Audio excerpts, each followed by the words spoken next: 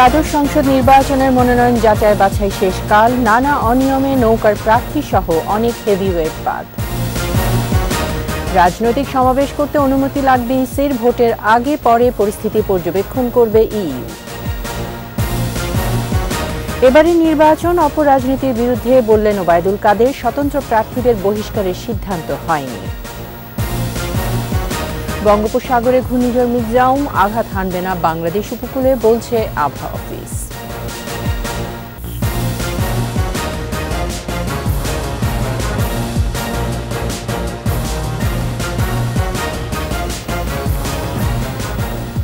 শুনছিলেন first security ইসলামী bank limited সংবাদ শিরোনাম। আমন্ত্রণ সন্ধ্যা ৭টার ২১ সংবাদে, সাথে আছে আমি তাইজিন রহমান।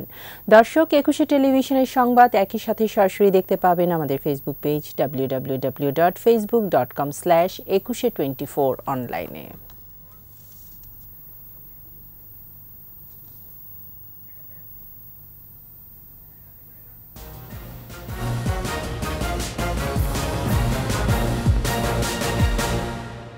ত্যাগ আর বিসর্জন দিয়ে তৈরি হয় আপনার স্বপ্নের বাড়ি। আমরা বুঝি বলেই তৈরি করি বিশ্বমানের জার্মান প্রযুক্তির ভূমিকম্প সহনশীল থার্মেক্স রড, যা আপনার স্থাপনাকে নিরাপদ রাখে প্রজন্ম থেকে প্রজন্ম। সালাম স্টিল, মোস্ট ডিউরেবল স্টিল। দ্বাদশ জাতীয় সংসদ নির্বাচনে মনোনয়ন যাচাই বাছাই চলছে। কাল কার্যক্রম শেষে প্রকাশ করা হবে চূড়ান্ত প্রার্থী তালিকা। নানা অনিয়মের কারণে এরই মধ্যে হেভিওয়েট বেশ কয়েকজন প্রার্থীর মনোনয়ন বাতিল ও স্থগিত করা হয়েছে। এদিকে মনোনয়ন বাতিলের বিরুদ্ধে আপিল করা যাবে ৫ থেকে ৯ ডিসেম্বরের মধ্যে। আপিল নিষ্পত্তি হবে ১০ থেকে ১৫ ডিসেম্বরের মধ্যে। প্রতিনিধিদের সহায়তায় রত্না জামানের রিপোর্ট। কক্সবাজারে ঋণ খেলাপির অভিযোগে আওয়ামী লীগ প্রার্থী সালাউদ্দিন আহমেদ এবং ৪ জন স্বতন্ত্র প্রার্থী সহ মোট ৫ জনের মনোনয়ন বাতিল করা হয়েছে। ৮ জন প্রার্থীর মনোনয়নপত্র বৈধ ঘোষণা করা হয়েছে। ৫ জন প্রার্থী বিভিন্ন অসঙ্গতি থাকার কারণে তাদের মনোনয়নপত্রগুলো আমরা বাতিল করেছি। ভুয়া ভোটার দেখানোর দায়ে চট্টগ্রামের ৫টি সংসদীয় আসনে ১২ জন স্বতন্ত্র প্রার্থীর মনোনয়নপত্র বাতিল করেছেন রিটার্নিং অফিসার। রাজশাহী ১ আসনে স্বতন্ত্র প্রার্থী চিত্রনায়িকা মাহিয়া মাহির মনোনয়নপত্র বাতিল করা হয়েছে। রিটার্নিং অফিসার জানান, স্বতন্ত্র প্রার্থী হিসেবে মাহিয়া মাহি যেসব ভোটারের নাম ও স্বাক্ষর দিয়েছেন সেগুলো যাচাই বাছাই করে সঠিক পাওয়া যায়নি।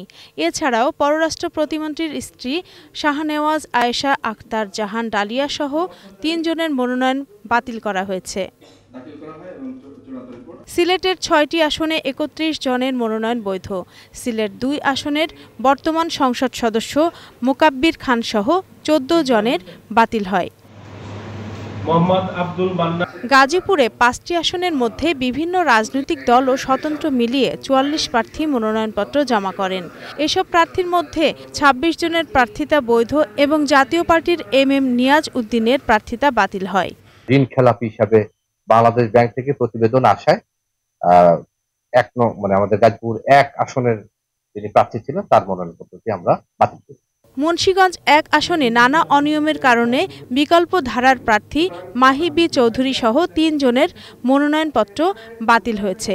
এছাড়া ৮ প্রার্থীকে বৈধ ঘোষণা করা হয়। ঝালকাঠির ২টি আসনে ৩ বারের এমপি বজলুল হক হারুন সহ ৭ জনের মনোনয়নপত্র বাতিল।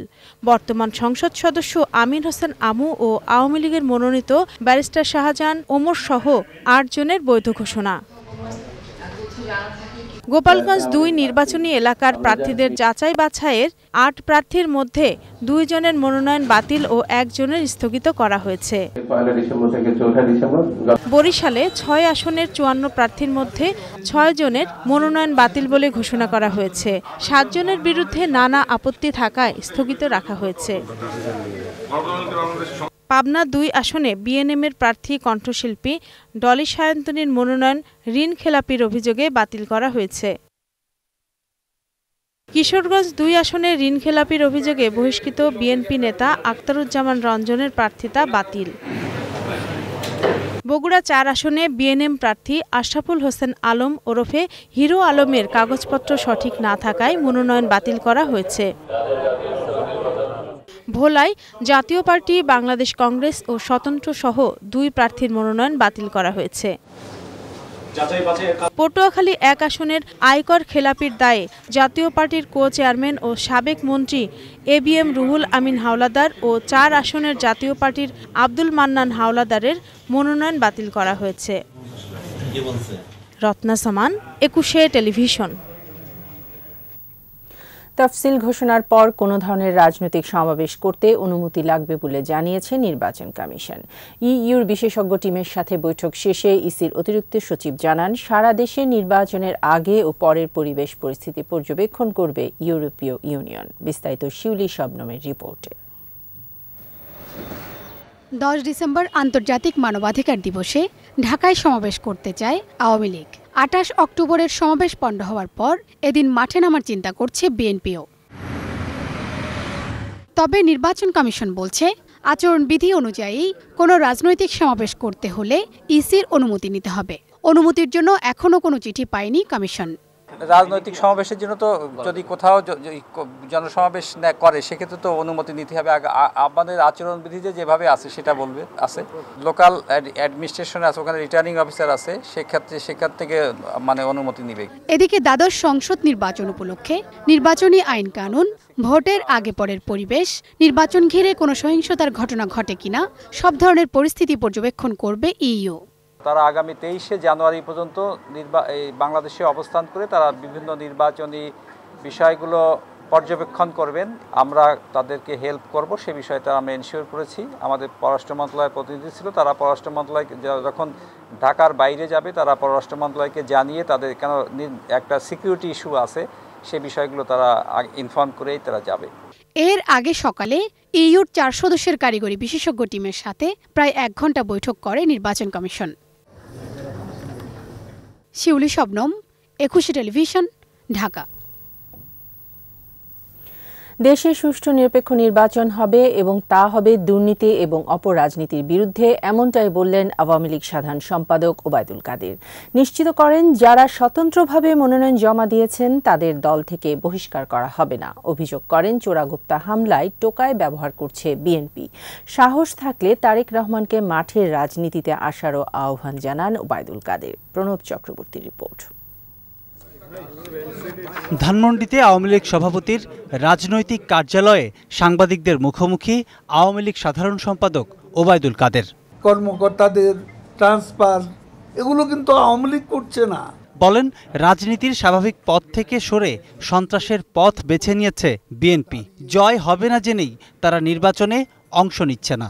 চোরাগুপ্তা হামলার জন্য এখন তারা কর্মী পাচ্ছে না, ভাড়া করা টোকায় দিয়ে চোরাগুপ্তা হামলা চালাচ্ছে। আমি তারেক রহমানকে বলবো, এটা রাজনীতি নয়। রাজনীতি করতে চান, সৎসাহস থাকলে আসুন রাজপথে মোকাবিলা করি। আমরা একটা রাজনৈতিক দল, আপনারা আমাদের প্রতিপক্ষ, কিন্তু আপনাদের আমরা শত্রু কখনো ভাবিনি, ষড়যন্ত্র করিনি, বেগম জিয়াকে হত্যা করতে যায়নি, জিয়াউর রহমানকে হত্যা করতে যায়নি। নির্বাচনে আওয়ামী লীগের যেসব স্বতন্ত্র প্রার্থী রয়েছেন তাদের বিষয়ে কঠোর কোনো সিদ্ধান্ত হবে না বলেও জানান দলের সাধারণ সম্পাদক। জনগণের কাছে গ্রহণযোগ্য নেতারা অবশ্যই বাদ পড়বেন না। এখানে তালিকা কোনো প্রশ্ন নয়, প্রশ্ন হচ্ছে কে কতটা জেতার জন্য যোগ্যতা। কারণ এই নির্বাচনটা বিএনপি আসছে না, কাজে আমরা এমনিই তারা বলে বেড়াচ্ছে এটা একতরফা নির্বাচন। আমরা সেখানে নিজেদের লোকজন দিয়ে মানে এখানে তালিকা প্রস্তুত করে ফেলবো, জিতুক আর না জিতুক, যেন তেন একটা ইলেকশন করতে নির্বাচন কমিশনকে বাধ্য করব, সেটা আমরা করব। এবারের নির্বাচন দুর্নীতি আর অপরাজনীতির বিরুদ্ধে হবে বলেও মন্তব্য করেন ওবায়দুল কাদের। খেলা হবে রাজনীতি, নেতিবাচক রাজনীতির বিরুদ্ধে। প্রণব চক্রবর্তী, 21 টেলিভিশন, ঢাকা। দ্বাদশ সংসদ নির্বাচনে আওয়ামী লীগের প্রার্থীর চেয়ে স্বতন্ত্র প্রার্থী বেশি। এতে নির্বাচনী সহিংসতা বাড়তে পারে এমন আশঙ্কা উড়িয়ে দিয়ে দলটির সিনিয়র নেতারা বলছেন, শিগগিরই সুষ্ঠু ফয়সালা হবে। আলাপ আলোচনায় অনেকেই প্রার্থিতা প্রত্যাহার করে নেবেন, অন্যথায় নেওয়া হবে সাংগঠনিক ব্যবস্থা। প্রণব চক্রবর্তীর আরও একটি রিপোর্ট। নির্বাচনের মাঠে আওয়ামী লীগের প্রার্থীর সঙ্গে লড়াইয়ে প্রস্তুত দলের স্বতন্ত্র প্রার্থীরাও। ৩০০ আসনে ৪০০-র বেশি স্বতন্ত্র প্রার্থীকে গণতন্ত্রের সৌন্দর্য বলছেন দলের সাধারণ সম্পাদক ওবায়দুল কাদের। এটি তো গণতন্ত্রের বিউটি, সুষ্ঠু নির্বাচন, সুস্থ প্রতিযোগিতা, এটাই তো গণতন্ত্র। এখন এখানে কেউ স্বতন্ত্র প্রার্থীকে আমরা প্রার্থী হিসাবে বিবেচনা করি। আওয়ামী লীগের মনোনীত প্রার্থীদের এবার তাই অন্যান্য প্রতিপক্ষের পাশাপাশি নিজের দলের বিরুদ্ধে লড়তে হবে। সিনিয়র নেতারা বলছেন, যারা স্বতন্ত্র প্রার্থী হয়েছেন তাদের বিষয়ে দ্রুতই সুষ্ঠু সিদ্ধান্ত নেওয়া হবে। আমাদের অনেক যোগ্য নেতা আছে, অনেক জনপ্রিয় নেতা আছে। সংবাদ মাধ্যমে বিভিন্ন কথা, আমাদের নেতৃবৃন্দের কথা, বক্তব্য শুনে হয়তো অনেকে ঠিকমতো উপলব্ধি করতে পারেনি অথবা বুঝতে পারেনি, এ কারণে প্রার্থী হয়তো অনেকে দাঁড়িয়েছে। আমার মনে হয় এটা একটা ফয়সালা হয়ে যাবে। চূড়ান্ত সিদ্ধান্ত নেওয়ার পরে আমরা এগুলোকে নিষেধ করে আওয়ামী লীগের নেতারা যারা দাঁড়িয়েছে দলের সিদ্ধান্তের বাইরে, তারা প্রত্যাহার করে নিবে। স্বতন্ত্র প্রার্থীর এমন আধিক্যে নির্বাচনী সহিংসতায় আওয়ামী লীগ জড়িয়ে পড়বে না তো, এমন প্রশ্নে সিনিয়র নেতারা বলছেন, দলীয় শৃঙ্খলায় সবসময় আস্থা রাখে আওয়ামী লীগের নেতাকর্মীরা। একটি অবাধ, সুষ্ঠু, নিরপেক্ষ এবং শান্তিপূর্ণ নির্বাচন করার লক্ষ্যে আমরা সর্বোচ্চ ত্যাগ করার জন্য প্রস্তুত রয়েছি। চেইন অফ কমান্ড ব্রেক করার কোনো সুযোগ নেই এবং যারা ডিসিপ্লিন অ্যান্ড ইউনিটি ব্রেক করবে তাদের বিরুদ্ধে সাংগঠনিক ব্যবস্থা অবশ্যই নেওয়া হবে। শান্তি সপক্ষে, উচ্ছৃঙ্খলতা নাশকতার বিপক্ষে অথবা দেশের মানুষের স্বার্থের বিপক্ষে যেখানেই যারা অপকর্ম করবে, অপকর্মকারীদের বিপক্ষে আমাদের নেতাকর্মীরা রুখে দাঁড়াবে। আওয়ামী লীগের নির্বাচনী ট্রেনে শরিক দলগুলোকে নেওয়া হচ্ছে কিনা সে বিষয়েও শিগগিরই আসছে ফয়সালা। তাদের প্রত্যাশা অনুযায়ী চেষ্টা করা হবে যাতে সবাই উইন উইন সিচুয়েশনে আমরা নির্বাচন করতে পারি। প্রণব চক্রবর্তী, ২১শে টেলিভিশন, ঢাকা। এবারে আলোক হেলথ কেয়ার অ্যান্ড হাসপাতাল ভোটের খবর।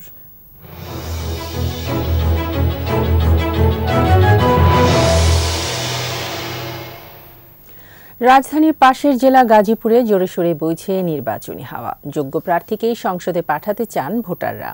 এবারের নির্বাচনেও জেলার ৫টি আসন ধরে রাখতে চায় আওয়ামী লীগ। জেলা সভাপতি জানালেন, মনোনয়ন নিয়ে প্রতিযোগিতা থাকলেও দলে কোনো দ্বন্দ্ব নেই, তবে জেলার নির্বাচনী মাঠে নেই বিএনপি। গাজীপুর প্রতিনিধি অপূর্ব রায়ের রিপোর্ট, জানাচ্ছেন প্রণব চক্রবর্তী। রাজধানী লাগোয়া জেলা গাজীপুর। ১.৫ দশকে বদলে গেছে জেলার চেহারা। প্রায় ৬০০ কিলোমিটার গ্রামীণ সড়ক এবং এলজিইডির অধীনে ২৫০০ কিলোমিটারের সড়ক মানুষের যাতায়াতকে সহজ করেছে। ৬ লেনের ঢাকা টাঙ্গাইল মহাসড়কের পাশাপাশি ৪ লেনের ঢাকা ময়মনসিংহ মহাসড়কের সুবিধা পাচ্ছে গাজীপুরের মানুষ। বাস র্যাপিড ট্রানজিট বিআরটি প্রকল্পের কাজ শেষের পথে। Bangabandhu hi-tech city, Bangabandhu Sheikh Mujib safari park, Bangabandhu Sheikh Mujibur Rahman digital বিশ্ববিদ্যালয় ও স্যাটেলাইট গ্রাউন্ড স্টেশন আর্থসামাজিকভাবে বদলে দিয়েছে গাজীপুরকে।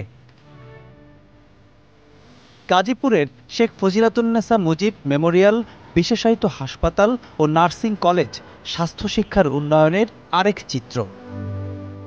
নির্বাচন যখন দোরগোড়ায়, তখন এ জেলার মানুষের ভাবনায় এখন ভোট। সৎ ও যোগ্য প্রার্থীকেই সংসদে পাঠাতে চান ভোটাররা। সব দিক দিয়ে ভালো কাজ করবে তাকে আমি চাই, আর আমার ভোট আমি দেবো, যাকে খুশি তাকে দেবো। আমরা আশা করি আমাদের গাজীপুরের উন্নয়ন হবে। আমরা ভালো লোক চাই এবং যে ভালো কাজ করবে তার পক্ষে আমরা আছি। বিভিন্ন উন্নয়নগুলো ত্বরান্বিত করে এই প্রত্যাশা থাকবে ভবিষ্যতে যারা এই গাজীপুরের 5টি আসন থেকে নির্বাচিত হয়ে আসবে। দেশের কল্যাণে নিবেদিত ব্যক্তিদেরই প্রার্থী হিসেবে চান জেলা সুশীল সমাজের প্রতিনিধিরা। বর্তমানে রাজনৈতিক ধারাটা এই সংকট মোচনে, আমাদের দেশের উন্নয়ন অগ্রগতিতে এবং দেশের উন্নয়ন কল্যাণে, সর্বোপরি জনগণের কল্যাণে, দেশের কল্যাণে যারা নিবেদিত প্রাণ হবেন, এমন প্রার্থী কিন্তু শুধু আমার না, আমাদের সবারই প্রত্যাশা। জেলা আওয়ামী লীগ সভাপতি জানালেন, ঐক্যবদ্ধ আওয়ামী লীগ এবারও সবগুলো আসন ধরে রাখবে। জনগণের পরিপূর্ণ আস্থা আমাদের মাননীয় প্রধানমন্ত্রীর উপর আছে, তার উন্নয়নের প্রতি, তার সততা এবং দেশ পরিচালনায় তার দক্ষতা এবং তার মানবিক গুণাবলীর প্রতি জাতির পূর্ণ আস্থা আছে। তাই আগামী নির্বাচনে জাতি তার প্রতি আস্থা রাখবে এবং তাকেই, তিনি যাতে প্রধানমন্ত্রী হন সেইভাবেই আগামী নির্বাচনে জনগণ ভোট দেবেন। তবে নির্বাচনের মাঠে নেই বিএনপি এবং নিরপেক্ষ একটা সরকারের অধীনে এই দেশের জাতীয় নির্বাচন হবে, সেই ব্যবস্থা করতে পারলে আমাদের জাতীয়তাবাদী দল বিএনপি নির্বাচনে অংশগ্রহণ করবে। গাজীপুরের 5টি আসনে মোট ভোটার 26,14,793 জন। গত নির্বাচনের তুলনায় এবার ভোটার বেড়েছে 1,97,924। প্রণব চক্রবর্তী, 21 টেলিভিশন। চোখ ফেরাবো অন্যান্য খবরে। বঙ্গোপসাগরে সৃষ্ট লঘুচাপটি সুস্পষ্ট গভীর নিম্নচাপের পর ঘূর্ণিঝড়ে রূপ নিয়েছে। দেশের 4 সমুদ্র বন্দরকে 2 নম্বর দূরবর্তী হুঁশিয়ারি সংকেত দেখানো হয়েছে। তবে বাংলাদেশ উপকূলে ঘূর্ণিঝড়টির আঘাত হানার শঙ্কা নেই বলে জানিয়েছে আবহাওয়া অধিদপ্তর। মিনালা দিবার রিপোর্ট। আবহাওয়া অধিদপ্তরের তথ্য মতে গভীর নিম্নচাপটি ঘূর্ণিঝড়ে রূপ নিয়ে উত্তর পশ্চিম ভারতের উপকূলের দিকে এগোচ্ছে। দক্ষিণ পশ্চিম বঙ্গোপসাগর ও তৎসংলগ্ন এলাকায় অবস্থানরত গভীর নিম্নচাপটি আরও উত্তর পশ্চিম দিকে অগ্রসর ও ঘনীভূত হয়ে একই এলাকায় ঘূর্ণিঝড় মিগজাউমে পরিণত হয়েছে।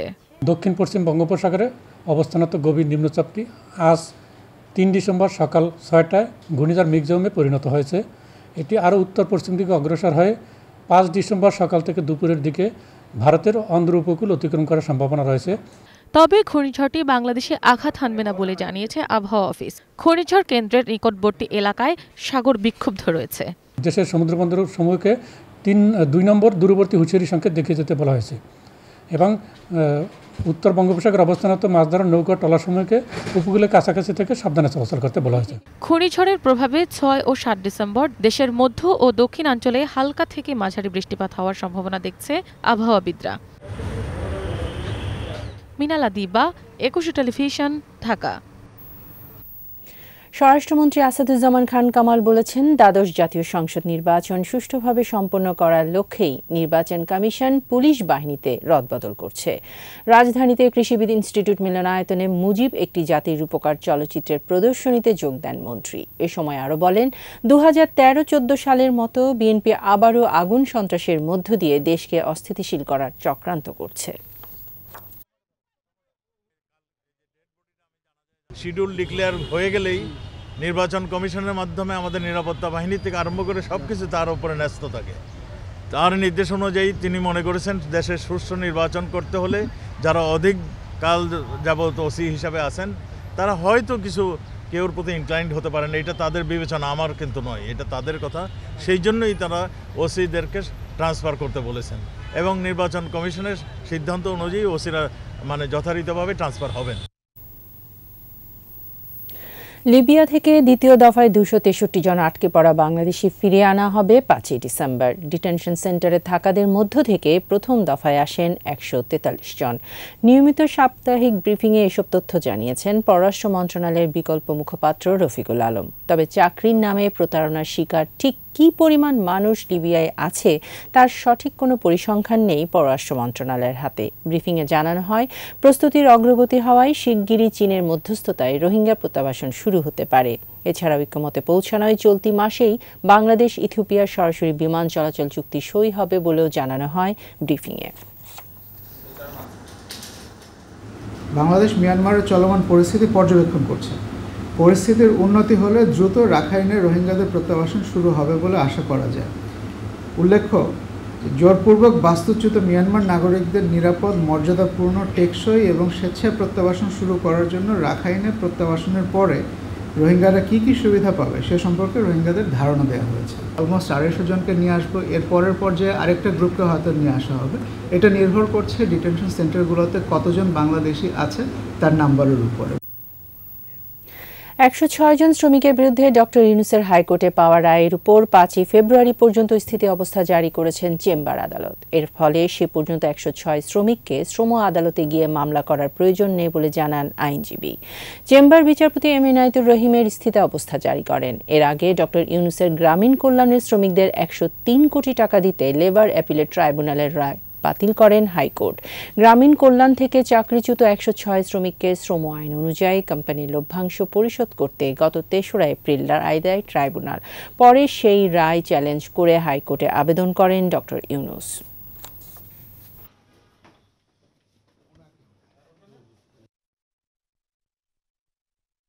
রায়ের উপর স্থগিতাদেশ দিয়েছেন এবং আগামী 5 ফেব্রুয়ারি 2024 এটা 20 নম্বর তালিকার পরে পূর্ণাঙ্গ বেঞ্চে এটা শুনানি হবে, যার ফলশ্রুতিতে আমাদের উপর একটা ইমপ্লাইড ডাইরেকশন আসছিল শ্রমিকরা শ্রম আদালতে যাও, এখন আর যেতে হবে না। সুপ্রিম কোর্টের পূর্ণাঙ্গ বেঞ্চের রায়ের উপর এটা ডিপেন্ড করবে। শীতের প্রভাবে ব্রাহ্মণবাড়িয়া ও রাজবাড়ীতে বাড়ছে ঠান্ডাজনিত রোগবালাই। আক্রান্তের অধিকাংশই শিশু ও বৃদ্ধ। রোগীর চাপ বেড়ে যাওয়ায় হাসপাতালে দেখা দিয়েছে স্যালাইন, ঔষধ ও শয্যা সংকট। স্বাস্থ্য বিভাগ জানিয়েছে দ্রুত ওষুধ সংকটের সমাধান করা হবে। ব্রাহ্মণবাড়িয়া ও রাজবাড়ী প্রতিনিধির তথ্য ও ছবিতে মাসুমা লিসার রিপোর্ট। ব্রাহ্মণবাড়িয়া 250 শয্যা জেনারেল হাসপাতালে কোনো সিট ফাঁকা নেই। মেঝেতে থেকে নিতে হচ্ছে চিকিৎসা। শীতের আমেজ বাড়ায় জেনারেল হাসপাতাল সহ উপজেলা স্বাস্থ্য কমপ্লেক্সগুলোতেও ঠান্ডাজনিত সমস্যা নিয়ে প্রতিদিন 30 থেকে 50 জন রোগী ভর্তি হচ্ছে। হাসপাতালগুলোতে এখন ডায়রিয়া আক্রান্ত 270 এবং ঠান্ডাজনিত নানা রোগে আক্রান্ত হয়ে শতাধিক রোগী ভর্তি হয়ে চিকিৎসা নিচ্ছেন। গেল দুদিনে জেনারেল হাসপাতালের 20 শয্যার ডায়রিয়া ওয়ার্ডে 65 জন এবং 50 শয্যার নিউমোনিয়া ওয়ার্ডে 64 জন ভর্তি হয়েছেন। আসন সংকটে দুর্ভোগ পোহাতে হচ্ছে রোগীদের। স্বজনরা জানান, স্যালাইন সহ প্রয়োজনীয় ওষুধ সংকট থাকায় বাইরে থেকে কিনে চালাতে হচ্ছে চিকিৎসা। কালকে রাত্রেবেলা এখানে আসছি, আসার পরে বেড বা কোনো রুম পাই নাই, আমাদেরকে বারান্দায় থাকতে হচ্ছে। বাইরে হচ্ছে চিকিৎসা চলতে আসা, ওষুধপত্র ঠিকভাবে পাওয়া যাচ্ছে না। প্রতিদিন ডায়রিয়া রোগীদের চিকিৎসা সহ সচেতনতামূলক পরামর্শ দেওয়া হচ্ছে বলে জানান আবাসিক চিকিৎসক। ডাবের পানি, ওটস, স্যালাইন, কলা এই জাতীয় খাবারগুলো খায় এবং বাচ্চাদেরকে যেন স্বেচ্ছাতে ভাব অবস্থা থেকে না রাখে। হাসপাতালের তত্ত্বাবধায়ক বলেন, কলেরা স্যালাইনের সংকট সমাধানে খাবার স্যালাইনের মাধ্যমে বিকল্প উপায়ে চিকিৎসা কার্যক্রম স্বাভাবিক রাখা হয়েছে। ওষুধে আসলে তেমন সংকট নেই, শুধুমাত্র কলেরা স্যালাইন নিয়ে একটু আছে, স্বল্পতা আছে। এটা আমরা বিকল্প স্যালাইন ব্যবহার করতেছি। জেলা সিভিল সার্জন জানান, দ্রুত সময়ের মধ্যে ওষুধ সংকটের সমাধান সহ রোগীদের দুর্ভোগ কমানোর প্রয়োজনীয় পদক্ষেপ নেওয়া হচ্ছে। আমরা আশা করছি যে ডায়রিয়াজনিত কারণে রোগীদের চিকিৎসা সেবায় যেন কোনো ঘাটতি না হয়, আমরা সচেষ্ট আছি। প্রতিদিন ব্রাহ্মণবাড়িয়া জেনারেল হাসপাতালের বহির্বিভাগে 250 থেকে 300 রোগী চিকিৎসা নিচ্ছেন। এদিকে রাজবাড়ীতে গেল এক সপ্তাহ ধরে শীতের প্রকোপ বাড়তে থাকায় ঠান্ডাজনিত রোগীর চাপ বাড়ছে। ভর্তি রোগী সহ প্রতিদিনই হাসপাতালের আউটডোর থেকে কয়েকশো রোগী চিকিৎসা নিচ্ছেন। 100 বেডের হাসপাতালে প্রতিদিন 100 থেকে 200 রোগী ভর্তি থাকছে। হাসপাতালের মেঝেতে চিকিৎসা সেবা নিতে হচ্ছে।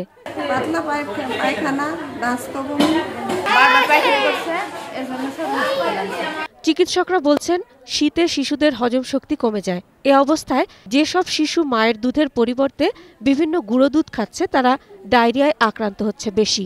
6 মাসের আগে যেসব বাচ্চারা বিশেষ করে মায়ের দুধের পরিবর্তে তারা বোতলের দুধ খায় বা বাজারে বিভিন্ন রকম কেনা দুধ খায়, সেসব বাচ্চাদের আসলে শরীরে রোগ প্রতিরোধ ক্ষমতা কম থাকে, এগুলো বাচ্চারা বেশি আসে আর কি।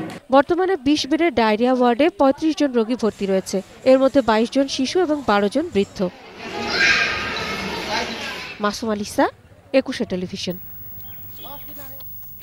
কক্সবাজার সমুদ্র সৈকতের লাবণী পয়েন্ট থেকে আবুল কাশেম বকুল এবং তার স্ত্রী সাবিকুন নাহার সুমার মরদেহ উদ্ধার করা হয়েছে। বেলা 11টার দিকে সৈকতের লাবণী পয়েন্টে জোয়ারের পানিতে এই দম্পতির মৃতদেহ ভেসে আসে।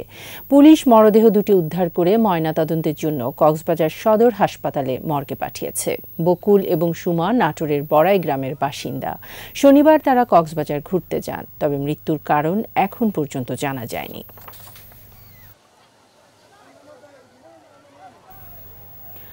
অপরিকল্পিত নগর আর শিল্পায়নে আশঙ্কাজনক হারে রাজধানীর আশেপাশের জেলাগুলোতে কমছে কৃষি জমি। নিয়ম নীতির তোয়াক্কা না করে ফসলি জমির উপর গড়ে উঠছে আবাসন প্রকল্প ও শিল্প কারখানা।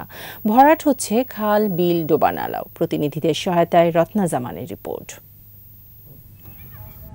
কৃষি জমিসহ জলাধার ভরাট করে গড়ে তোলা হচ্ছে আবাসন প্রকল্প। নরসিংদী জেলার ৬ উপজেলার মধ্যে সবচেয়ে বেশি কৃষি জমি কমছে সদর, পলাশ ও শিবপুর উপজেলায়। এসব উপজেলায় নিয়মনীতির তোয়াক্কা না করে কৃষি জমিতে গড়ে উঠছে ইটভাটা, বাড়িঘর ও শিল্প কারখানা। এতে কৃষি জমি কমে যাওয়ার পাশাপাশি এর প্রভাবে ফসল হচ্ছে না পার্শ্ববর্তী জমিগুলোতেও। মিল ফ্যাক্টরি এই সেই হইতেছে, এর জন্য তো কৃষি জমির আবাদি ফসল কম হইতেছে। আমগো জমিন বেচা লাগছে কমানটাই। জেলা কৃষি সম্প্রসারণ অধিদপ্তরের তথ্য বলছে 2008-2009 অর্থ বছরে জেলায় ফসলি জমির পরিমাণ ছিল 83,490 হেক্টর। 2022-2023 অর্থ বছরে তা নেমে দাঁড়িয়েছে 76,135 হেক্টরে। গত 15 বছরে 7,355 হেক্টর ফসলি জমি কমে যাওয়ায় খাদ্য উৎপাদন কমে যাওয়ার আশঙ্কা সৃষ্টি হয়েছে। শিল্প কারখানার জন্য ঘরবাড়ি বা অন্যান্য যে প্রতিষ্ঠান, রাস্তাঘাট এগুলো হচ্ছে, তো এর জন্য আমাদের আসলে কৃষি জমি দিন দিন কমে যাচ্ছে। এটি একটি আমাদের জন্য একটি অ্যালার্মিং বিষয়। রাজধানীর পাশের জেলা নারায়ণগঞ্জ, এই জেলায়ও কমছে কৃষি জমি। কৃষকরা বলছেন চারা গাছ তৈরির জমিও কমছে। হাজার হাজার হেক্টর জমি এখন মনে করেন যে বিঘার বিঘা নাইকা, বিশাল বড় বড় কোম্পানিরা কিনে টিনে শেষ। আমরা লাখ লাখ চারা বিক্রি করতাম, এবছর চারাই বিক্রি করতে পারি না। কৃষি বিভাগ বলছে 2008 সালের কৃষি জমির পরিমাণ ছিল 47,000 হেক্টর। চলতি বছরে এখন পর্যন্ত তা কমে দাঁড়িয়েছে 35,291 হেক্টরে। আমাদের কৃষি বিভাগ কৃষকের সাথে সার্বিক সহযোগিতা করে আমরা চেষ্টা করছি যে আমাদের এই কৃষি উৎপাদন আমরা ধরে রাখতে। গাজীপুরেও অপরিকল্পিত নগরায়ন আর শিল্প দূষণের কারণে কমছে ফসলি জমি।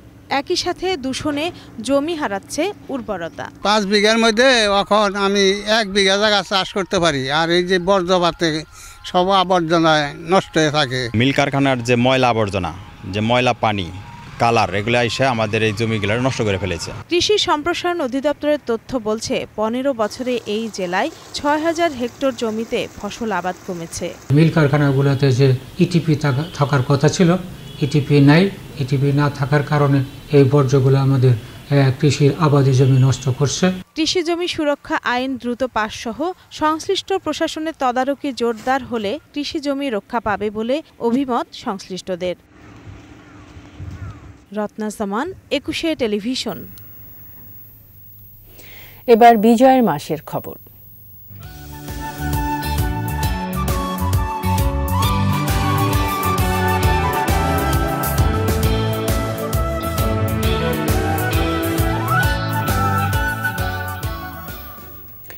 একাত্তরে নির্বিচারে গণহত্যা এবং অর্থনৈতিক বিপর্যয়ের ক্ষতিপূরণ দিতে হবে পাকিস্তানকে, চাইতে হবে ক্ষমাও। বিজয়ের মাসে এমনই প্রত্যাশা মুক্তিযুদ্ধ জাদুঘরের ট্রাস্টি মফিদুল হকের। আদিত্য মামুনের রিপোর্ট। ৭.৫ কোটি বীর বাঙালি সর্বাত্মক মুক্তিযুদ্ধে চূড়ান্ত বিজয় অর্জনে ৭১-এর ৩ ডিসেম্বর গঠিত হয় বাংলাদেশ ভারত যৌথ কমান্ড। মানবিক সাহায্যে ভারত এগিয়ে এলে দেশটির ৭টি গুরুত্বপূর্ণ স্থানে বিমান হামলা চালায় পাকিস্তান, শুরু করে স্থল ও আকাশপথেও হামলা। ভারতে হামলার জবাবে প্রধানমন্ত্রী ইন্দিরা গান্ধী কলকাতা জনসভায় ঘোষণা দেন, এই যুদ্ধ এখন শুধু বাংলাদেশের একার নয়। যৌথ বাহিনী একযোগে পাকিস্তানি স্থাপনা লক্ষ্য করে হামলা শুরু করে। সীমান্ত এলাকার 7টি অঞ্চল ঘিরে ফেলে চালানো হয় আক্রমণ। পশ্চিমাঞ্চলে তো যুদ্ধ পাকিস্তানি শুরু করলো, আর পূর্বাঞ্চলে তো যুদ্ধ চলছিল, সেটা মুক্তিযুদ্ধ চলছিল মুক্তি বাহিনীর। এখন সেখানে তো ভারতীয় বাহিনীর যোগদানের একটা ক্ষেত্র পাকিস্তানি তৈরি করে দিল। ফলে আন্তর্জাতিক রীতি অনুযায়ী তখন এই মিত্র বাহিনী গঠিত হলো, ভারতীয় বাহিনী এবং মুক্তি বাহিনী মিলে, এবং একটা সর্বাত্মক যুদ্ধ তখন এখানে শুরু হলো। এবং তখন কিন্তু পাকিস্তানের পরাজয়টা একটা দিন গণনার ব্যাপার। মুক্তিযুদ্ধে পাকিস্তানি বাহিনীর নির্মমতায় মুখ হয়েছিল বিশ্ববাসীও। ভারতে হামলার সাথে সাথে মুক্তিযুদ্ধ পায় আন্তর্জাতিক রূপ।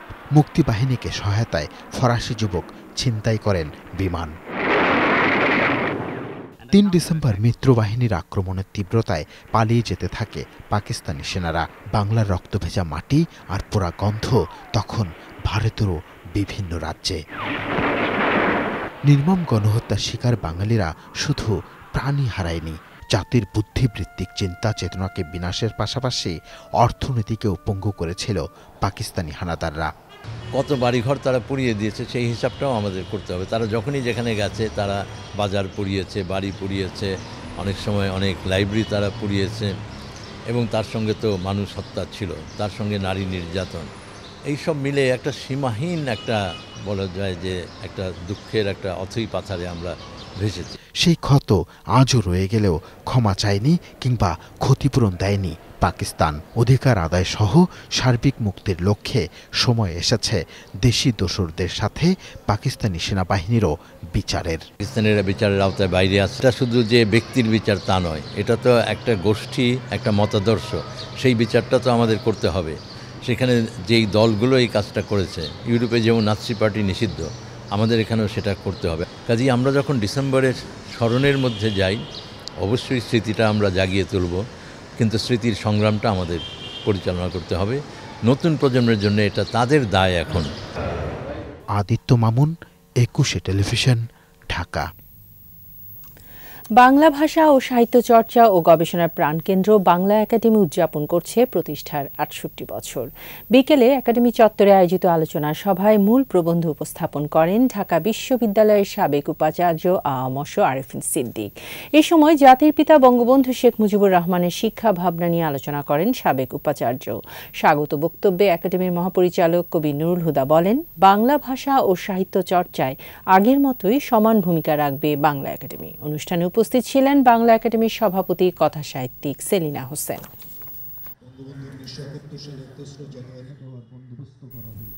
এবারে ব্যবসা বাণিজ্যের সংবাদ।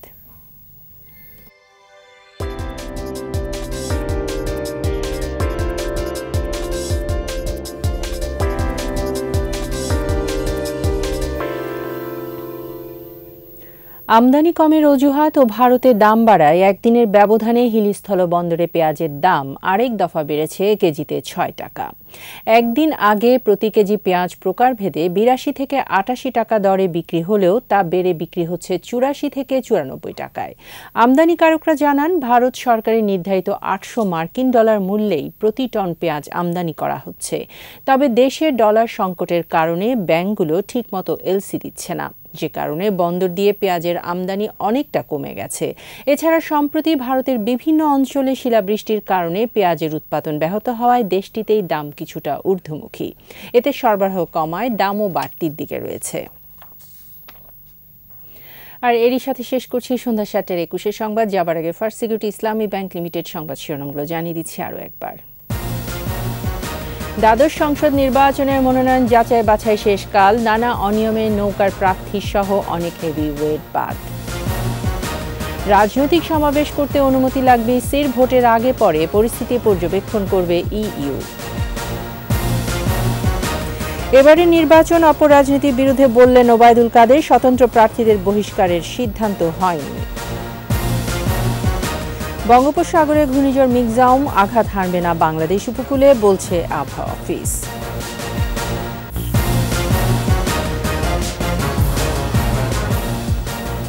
সর্বশেষ খবর জানতে ডায়াল করুন 2021 নম্বরে, আর ভিজিট করুন 21-tv.com এই ওয়েবসাইটে। এছাড়া ফেসবুকে ভিজিট করতে পারেন facebook.com/2124 অনলাইনে। পরের সংবাদ রাত ৯টায় দেখার আমন্ত্রণ রইল। স্বাস্থ্যবিধি মেনে চলুন, সুস্থ থাকুন।